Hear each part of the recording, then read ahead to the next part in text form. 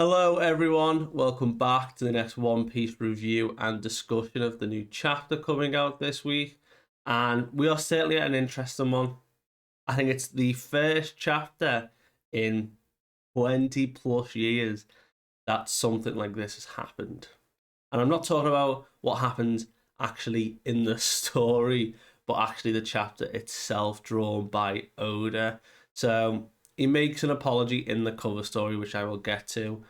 But coming off the back of 3 consecutive weeks of One Piece, has finally caught up to Oda, and he wasn't able to fully finish the manuscript in time, just with workload. And I mean, his sleep schedule is like only like 4 hours a day or something, apparently. So he is crazy busy. There was no break, and I think that's why it's all caught up to him. And I don't necessarily think it's a bad thing. I wish him well. I hope he's okay. But for the chapter, for this to ever happen, the first time Oda's ever never finished a manuscript, the first time, I think oddly enough, it kind of works in this chapter because we are about to go on such an emotional roller coaster. The frames and panels that aren't finished, I think it almost adds so much more weight to them that it's not defined and it's all like still rough line work and sketching. So I don't see this as a bad thing for this chapter. I'm sure before it gets obviously published, it gets cleaned up. But I'm just hoping goes okay. You get to rest. We do have a break next week. I'll spoil that now. There is definitely a break. I think Oda needs one. So I'm hoping he'll be fine, have a break, and then we get back to normal. But anyway, without further ado, chapter 1098, The Birth of Bonney. So we are finally getting into when Bonney shows up. So cover story is a cover story request of Brooke playing an electric guitar that is being powered by an electric eel. So pretty cool. It's like a pretty cool power stance from Brooke. But on Brooke's legs, Oda has written, this chapter's manuscript is unfinished. Apologies. Or sorry, he is profusely sorry. And I think we need to give him some slack. He's 1098. Like we're this high up, and this is only the first time he's ever not finished a manuscript. I think it's fair dues. But last we had left off, we had the report that Ginny had been captured. So she was waiting to meet up with Kuma's squad. She was the captain of the Eastern Forces. Kuma is probably the South, I believe, or was at the time. And they were about to meet up, and she was really excited. And then the report came in, and we saw Dragon's face that she had been captured. We are immediately cutting to 2 years ahead. So 2 years since then have passed. So we are now 12 years before present time at Egghead. We have reports coming in of a uprising in the Toomey Islands, somewhere in the South Blue. And Ivankov is the one to first respond, saying, we've got our hands full dealing with Goa. So we are now full circle at the start of our story, which is the introduction of Sabo. This is obviously Sabo's backstory, the Goa Kingdom, and Luffy and Ace are all there. And Sabo dies and becomes a part of the revolutionary. So this is currently happening at this moment. And the reason Kuma wasn't there was because another island needed assistance in the south. And Kuma's very like stoic now. And he's like, I'm gonna go deal with it.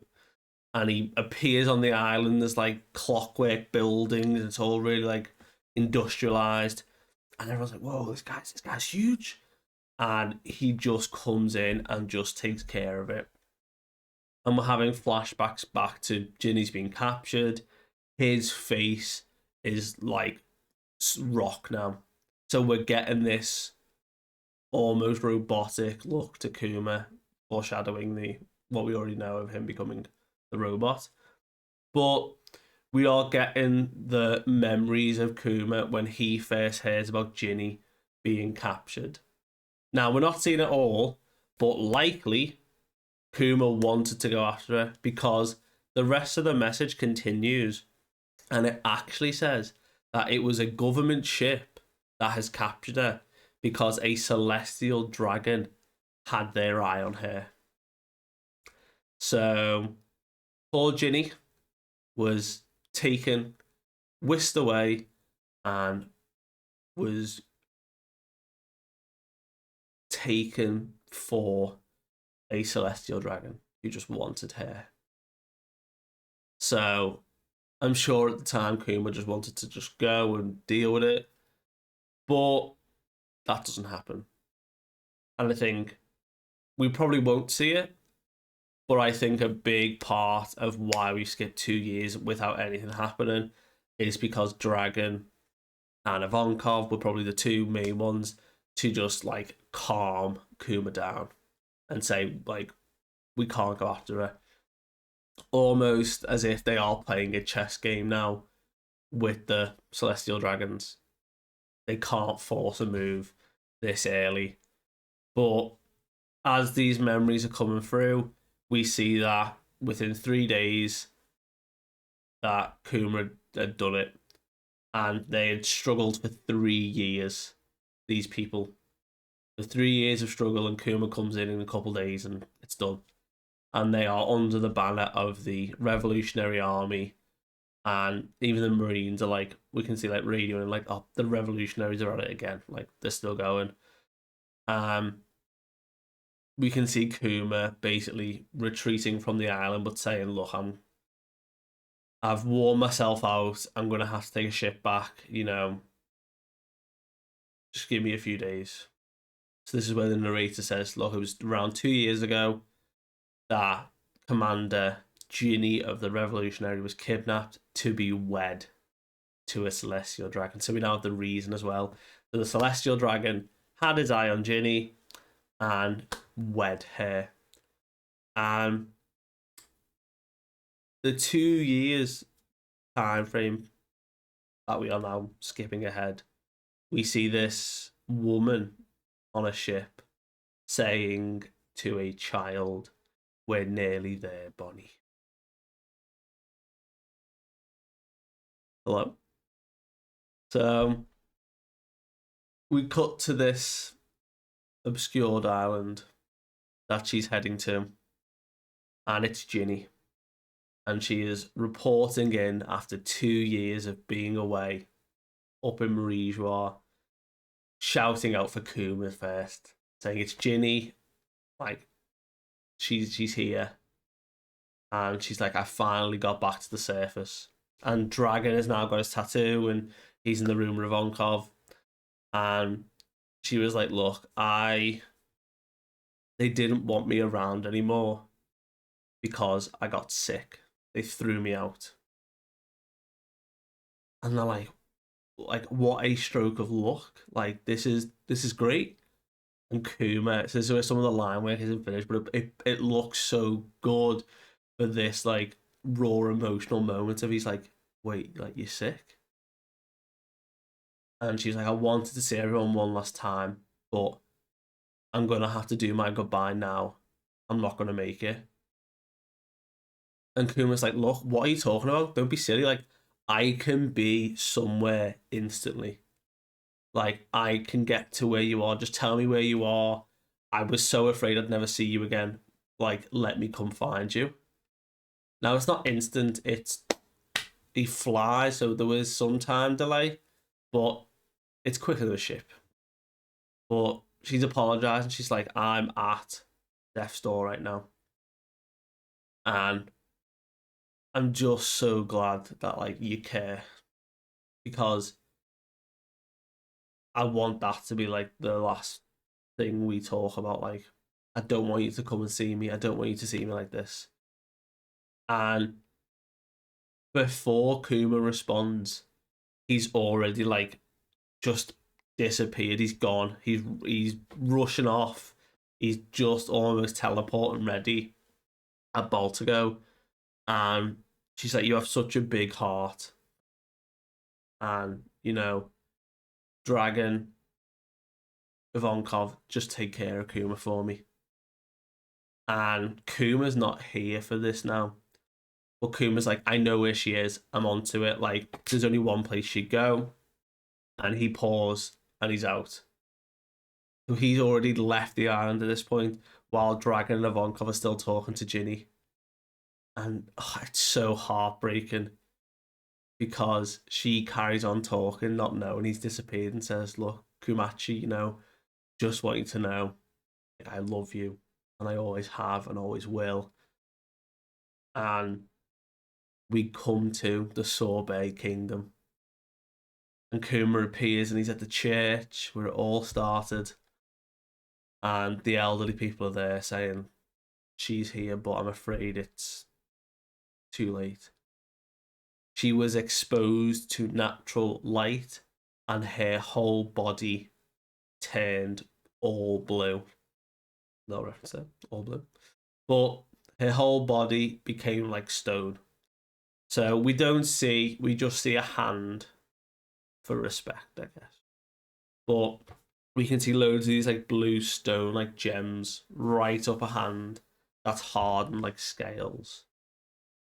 And again, I just want to paint the picture of, even though this is not finished, these line works, it adds so much like raw emotion to this moment, because it's Kuma like looking at Ginny's body, having flashback to when she was a kid, like when she first was eating with him, how she was so happy, she was full when she declared she wanted to get married.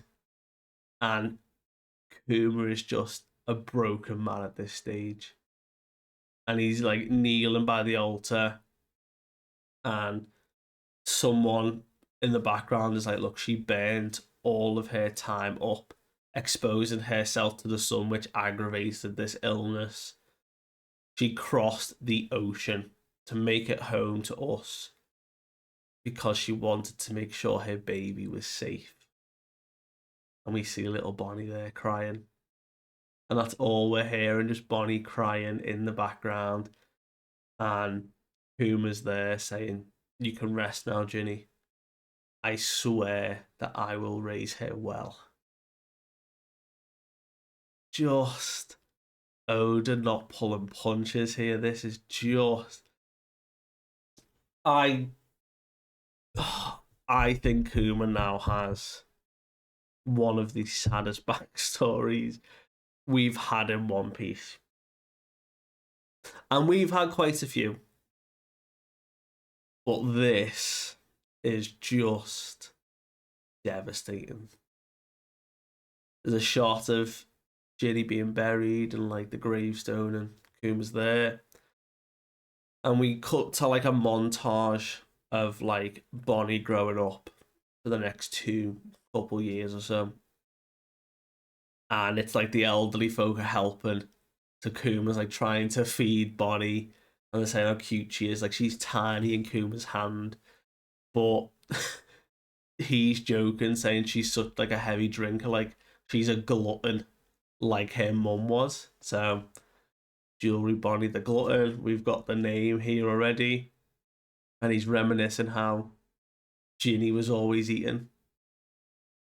And we see like 2-year-old Bonney now like saying "dad," and like is all like dressed up, and everyone's like cheering for her.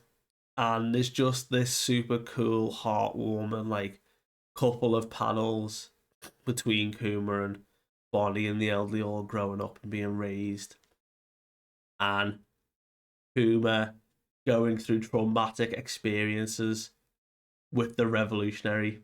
So while he's looking after Bonney, the elderly would take over for a couple of days or so, and Kuma would go away and deal with an island, help people. We can see him using it as a shock. We can see him on a battlefield, like carrying bodies with like a massive backpack on explosion, like a war scene. Honestly, this man is just going through it, and then it just cuts to him looking after Bonney again. He will go off, will come back, off, come back. We see a nice little panel of him training young Sabo, so that's nice. But we cut to now, probably 3 or 4 years in, and two of the residents come down. It's like, look, Kuma, why have you boarded everywhere up? Like, there's no light coming in. And Kuma's like, close the door. And he points down to Bonney, and she has a jewel on her face, a blue stone. And everyone's immediately like, it's the same as what Ginny had, wasn't it? I'm gonna go call a doctor. They bring doctors in. There are doctors being like, it's caused by sunlight. Okay, well, are you sure? Why don't we take her outside? And Kuma's like, absolutely not. One doctor says like it doesn't seem like white lead poisoning, but she wasn't familiar with whatever this condition is. And ultimately, Kuma appears in front of Dragon and Ivankov and quits the Revolutionary Army. He says that Bonney has now contracted the same disease as Ginny, and he doesn't know if it's right, but he wants to be at Bonney's side at all times. And Dragon in this is like, I understand. It's important to live without regret, so, we'll do what we can for you. We'll reach out to some doctors, and we'll make sure she gets the help. And Kuma's like, right, I owe you, Dragon. Like, such a good leader. Anyway, we are now a couple years on. Bonney is now 5. So young Bonney is being tormented by 3 children, 3 boys in the church. And they're calling her a vampire, saying all these jokes, and she just not like standing for it at all. Calls them like twerps. And it's like, oh, you can't come this far, can you? Yeah, we're over the door, yeah. And they hold up a cross. And like, this cross is your weakness. And Bonney immediately like flying kicks. It was like, we're in a church. Why would I be a vampire? Why would I be afraid of a cross? And they go off crying. And there's Kuma, looking much older with like little spectacles like myself. And it's looked like, Bonney, can't go outside. Don't worry me like that. You got to stay inside the church. And she's like, oh, like, I hate when you're all sad and worried. Like, don't worry. I was just kidding. I'm not going to go outside. And we see him getting teary. Like, oh, you're such a good kid. And calls her dad a crybaby. Like Luffy? Crybaby? But, she was saying about how they were making fun of a stone. And Kuma says, what? You mean your jewel? They're just jealous because you're as pretty as jewelry. So there's now the connection of why she's called Jewelry Bonney. So that's a nice little touch that she kept her name because of what Kuma's nickname for her was. And she gets all like giddy and happy that Kuma thinks that. And they're playing with toys, and Kuma asks, if you were to go on a trip, like, where would you like to go? And it seems that in this time of Bonney growing up, she's just read a lot because she's been stuck inside. And she says, look, in this book here, I've read about the legendary Sky Islands up in the clouds, and I want to go there. And he's like, wow, close. It's close to the sun and it's up in the sky. Maybe we'll see Nika there. You love him, right, Dad? And like, he's already doing like the heartbeat like drum dance and like tapping. And Kim was like, that sounds like a great adventure, like, that's for you 20th birthday then? What about your 19th? And she's like, Fishman Island. The notable occasions we've already been to. But a doctor that clearly is connected with Dragon comes out and gives us a diagnosis. She suffers from sapphire scales, an incurable disease that has been hereditary passed on to Bonney, and says, look, she has to avoid sunlight, it only makes it worse, but your days are numbered. You know, these stones grow exponentially when bathed in natural light or moonlight or sunlight, you know. But even if you completely prevent exposure, it's only a matter of time before the disease itself just spreads naturally anyway. So he's like, look, forgive me for being blunt, but she has, at best, if she stays in this church, 5 years. So it'll be a miracle if she reaches her 10th birthday. And Kuma's like, so you're saying it'll be over by her 10th birthday? And he sort of walk around the church. He's like, I can't like bring myself, you know. She's already such a strong woman, but there's just no cure for this. And she jump scares Kuma, and she's like, "Oh, I was awake. I heard it all. You know, you just said it. It'll all be over by my 10th birthday."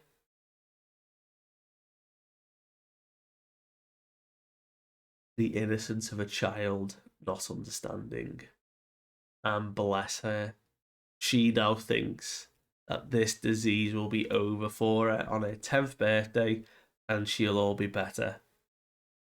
And she can't understand, like, Kuma's like upset, and he can't bring himself to tell her, you know, that Bonnie's illness will kill her then, and she thinks, no, she'll be better by then, you know.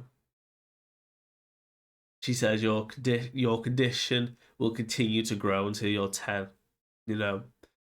So you've only got 5 years. It's an appalling amount of time. And she's like, oh no, but once I get to 10 though, like, I'll be fine. And we can go on those trips, you know? And Kuma goes along with it.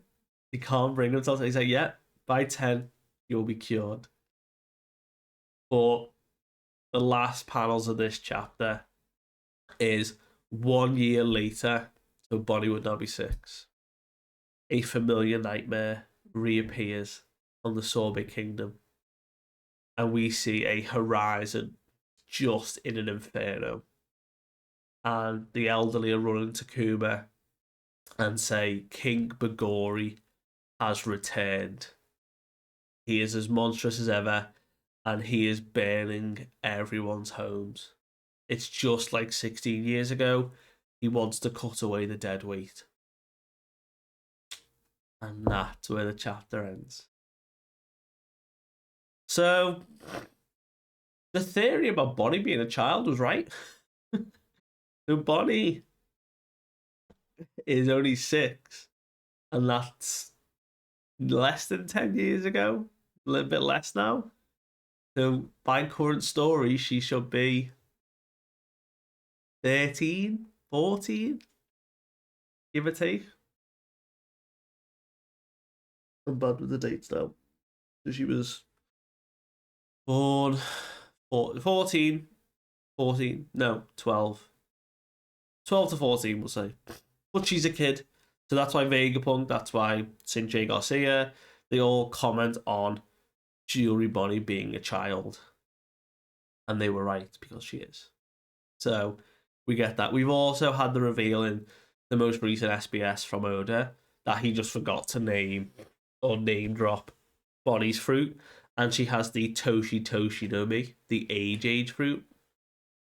So at some point in the next 5-ish years, she's going to cure her illness and have the age fruit.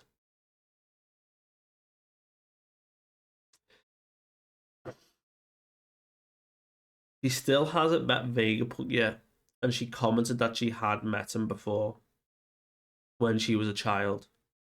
And even Vegapunk remembers, like, she's been to Egghead prior to when she's now there as a 26-year-old or something that she's aged herself up into.